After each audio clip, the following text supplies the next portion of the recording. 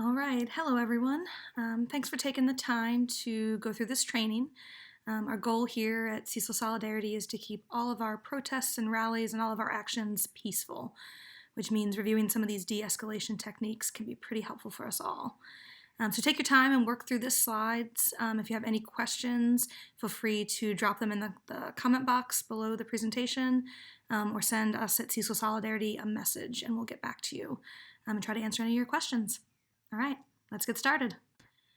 All right, so just a quick overview. There's a couple things we're going to be reviewing today as you go through this presentation. We're going to start by trying to understand what's happening in our bodies when we're in tense or stressful situations.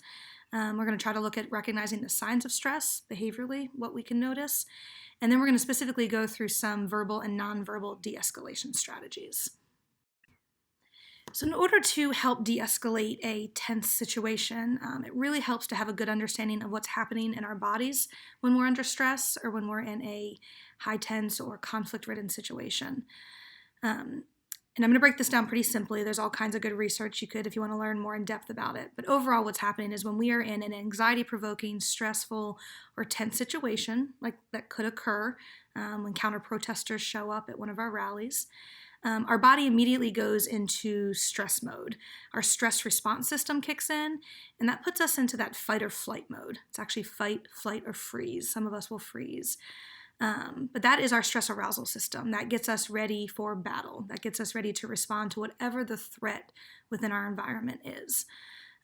Which is a good thing. It gets all those endorphins going, it gets the cortisol going, increases our heart rate, so that if we had to fight or we had to run away, our body would be ready. The downside of that is that when we're in that stress mode, our brain, the thinking part of our brain, the prefrontal cortex, that controls all of our higher order thinking, organization, planning, rationalizing, that region of our brain kind of goes offline. It gets hijacked by our stress response system. And what that means is that when we're in stress mode, we don't behave rationally, we don't think rationally, we're not as logical, and we're not going to be as controlled. We are basically ready to run or to fight when we're in that state. So when we know that someone is in a stressful state, when that stress response system has hijacked their brain, that we're not going to be able to engage with them as rationally, that arguing, that debating, that any type of that conversation is not going to be productive because their brain's not going to be able to be receptive to it. It's really important for us to be able to identify behaviorally from observation if someone is in that stress state. That way we'll know how to interact, we'll know how to respond.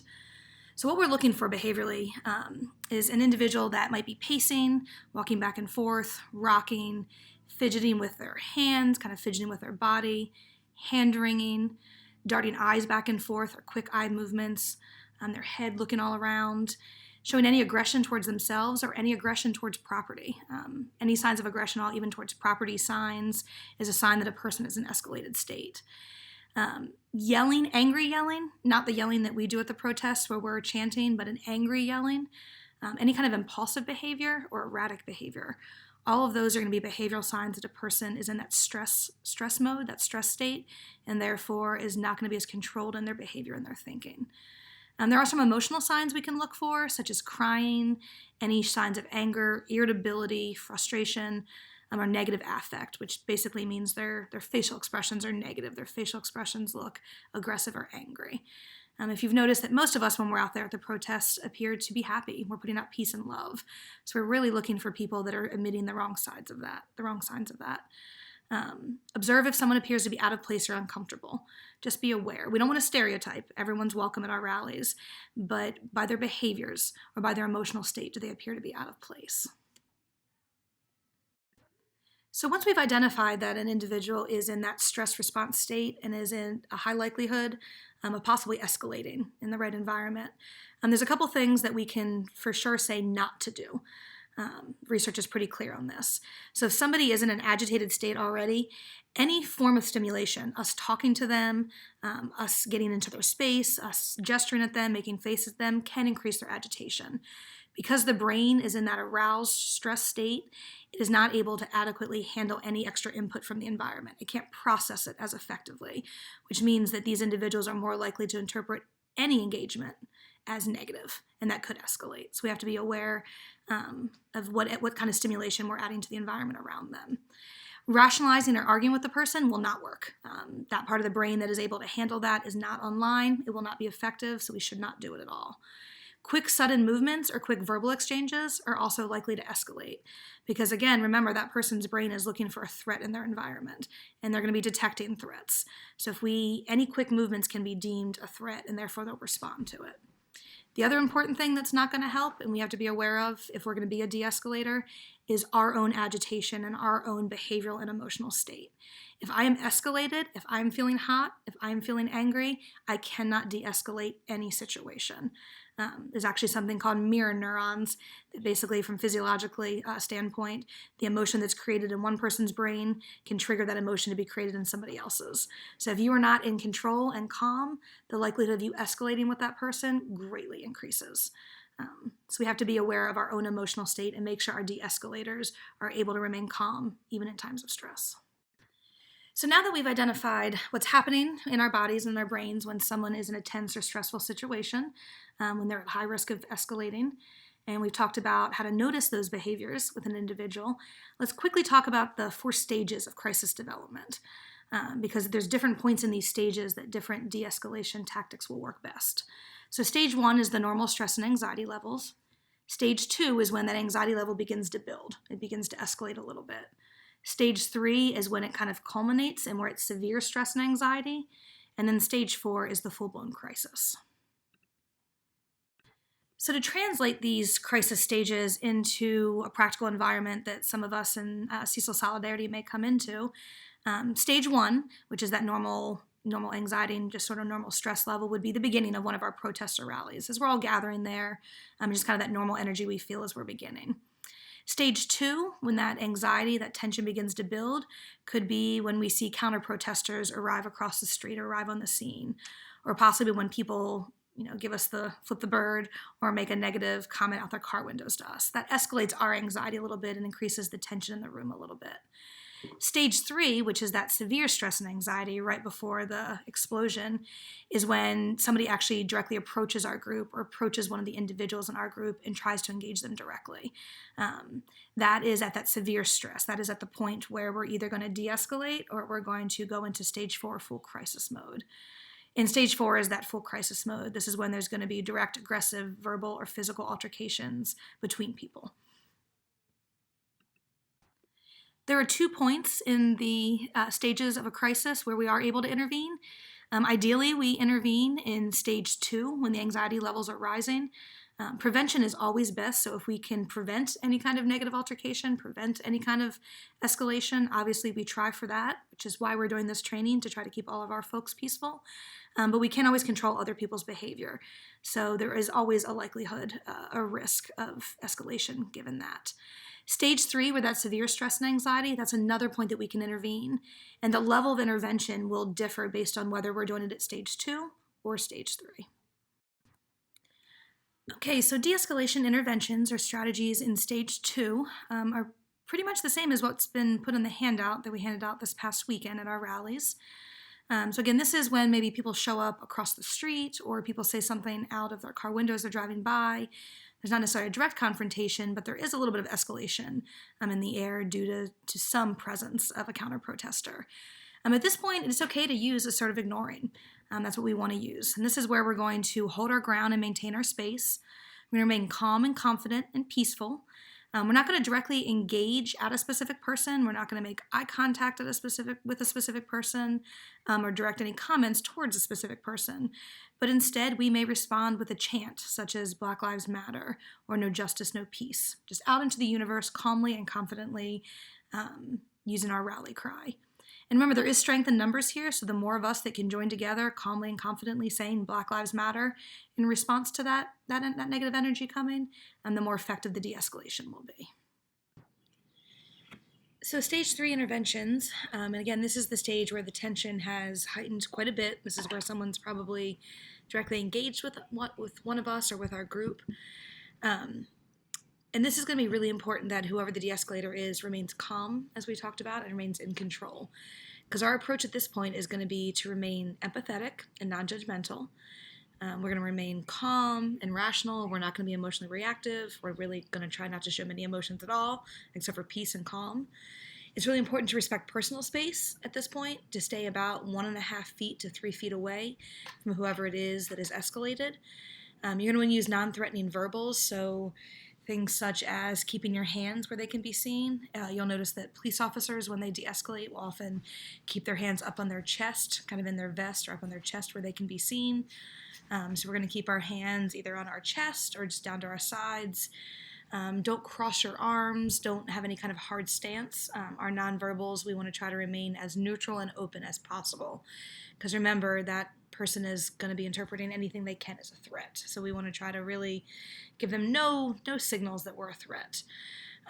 We want to focus on the person's feelings and validate them. So you want to do the therapist statement of, you're feeling blank because blank, is often a statement we'll say. You feel blank because blank. You don't want to engage in debate. You don't want to engage in answering questions. Again, their brain's not online, so none of that's useful.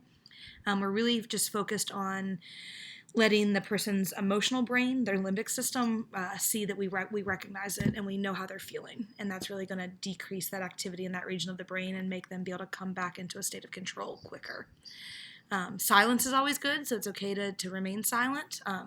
You need to allow the person time to respond. It's going to take longer for them to have a rational response, so give them some time and don't be too quick in any of our responses or any of our actions. And then you're going to want to set limits and give choices. So, I would say something along the lines of, you could get into a fight with these people. That's one of your options, is you can keep yelling and fight with the people that are here. Or we can walk away and talk about this. It's going to be up to you. Either way, it's up to you. If you get in a fight, you're going to get in trouble. I don't want you to get in trouble. If we walk away and talk, I can hear your point of view and we don't have to get in any trouble. So you're going to want to set limits and give choices. But again, your whole goal is to align with that individual, to make them feel understood and seen. The more that we can see somebody, the less big their behavior has to get in order to be seen. So I just want to highlight some barriers in our communication that can escalate a crisis, some things that we need to be aware of. And basically these barriers are different elements, different variables that keep the meaning of what's being said from being heard. And these are barriers on our side, not the escalator side, but our side is the de-escalators. So if we are doing anything like prejudging the individual, not listening to them, arguing with them, criticizing them, name-calling, engaging in power struggles, if we're ordering them or demanding them to do something, if we're threatening them, or if we're minimizing how they feel, any of those behaviors on our part are going to escalate a crisis, and we have to be aware of.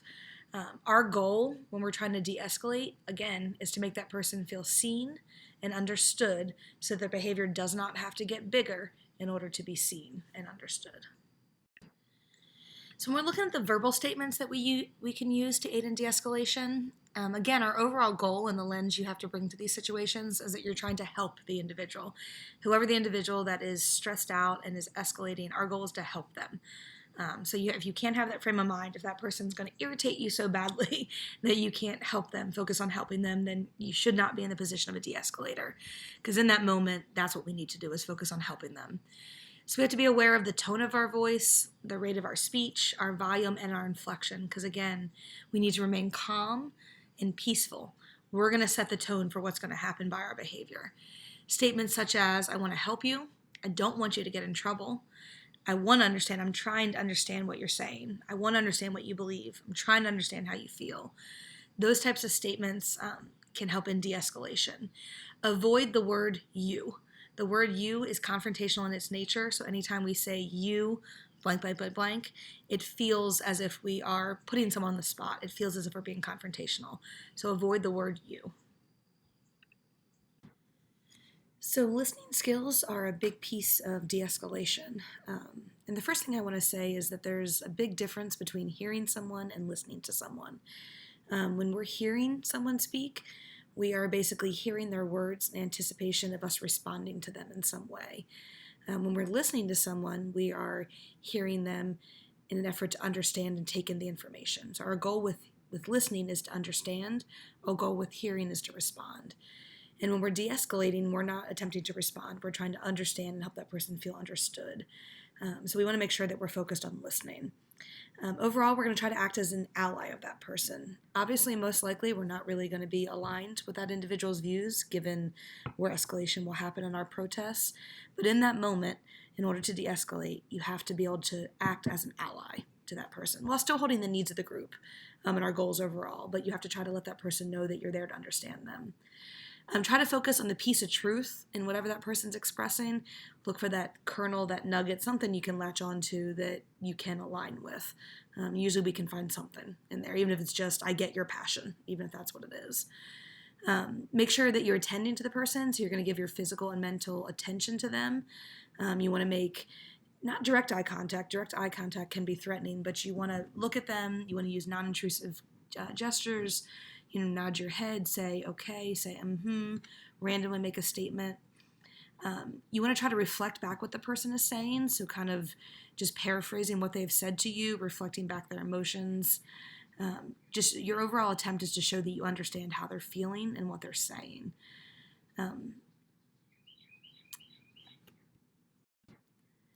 So nonverbal skills are really important when we're attempting to de-escalate. Research has shown that about 80 to 90% of our communication with other people is done through nonverbals.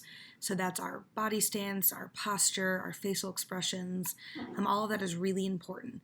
And again, what we're trying to portray and what we're trying to put out into the environment is peace and non-threatening behavior. So if your body language in some way is showing a willingness that you're willing to escalate or you're willing to get physical, the words you're saying won't matter. So having clenched hands, having a strong stance, squaring off to someone, being confrontational, is immediately going to make you not be able to de-escalate the situation.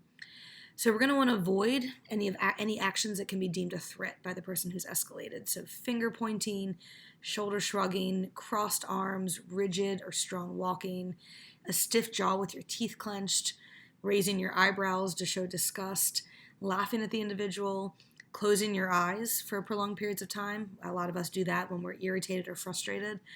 The individual who's escalated will notice that. Hard stares or a face-to-face stance.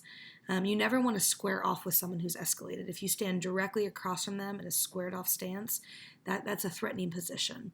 So what we are going to want to do is we're going to take slow and deliberate movements. We're going to have our hands clearly visible and opened and not clenched. We're going to have an open body posture, and we're going to stay off to the side. We're going to angle our body so that we're angled to the person. If you can't directly stand off to the side of them, then turn your body physically sideways so you're still at an angle to them. Try to avoid being squared off. Again, that stance is a threatening position. So some other just general tips for de-escalating. Overall, if there's one individual that's escalated, it's always ideal to have two de-escalators talking to one person. Research has shown that that's more effective than it being one-on-one, or more effective than a group of people attempting to talk down somebody who's escalated. Too many individuals, again, will be deemed as threatening by that person and will likely cause them to just escalate. You do want to keep people close by in case if it does get to that stage 4 full-blown crisis, but you want them not directly standing at the exchange. So have people in the vicinity listening, but looking away, just kind of monitoring without being aggressive or really overt about their monitoring. Remember to always keep space between you and the aggressor, at least 1.5 to 3 feet, but there can even be more space than that. You do not want to be in any range where the individual could hit you if they act impulsively or reactively. When we're de-escalating, we never, ever, ever initiate physical contact. So we're never going to initiate any kind of contact with the individual. Contact is only used for safety and in defense. And finally, the last thing I want to mention is that for some reason our de-escalation does not work and it continues to escalate and moves on to a stage 4 where somebody makes a direct verbal threat or physical altercation with a member of our group. What we're going to try to do is have strength in numbers. We can try to surround the person with our group, put them in the middle with a bunch of us standing in a circle around them calmly. Again, we're not going to initiate contact. We could put a human wall between the aggressor and whoever their focus is. Again, calmly holding our stance, only using physical contact as a defense. But when it gets to stage 4, that is when we need all troops on board and everyone, again, calmly, not aggressively, but putting their presence there to show that strength in numbers. So hopefully you found this training helpful. If you feel that you're someone who has the ability to stay calm and rational and cool in the face of stress or conflict, We are looking for de-escalators to help us with all of our future events. So please send a message to Cecil Solidarity or to Tim, or one of our steering committee members, letting us know that you are open to being a de-escalator, and we'll get in contact with you. If you have any questions, drop those in the comment box below this post, or you can send us a message at Cecil Solidarity, and we will do our best to answer them. Thank you again for your passion and your effort, and for your focus on keeping everything that we do peaceful and focused on the goal of equality for all of the citizens of Cecil County, and in particular right now, equality for our Black brothers and sisters. Thank you.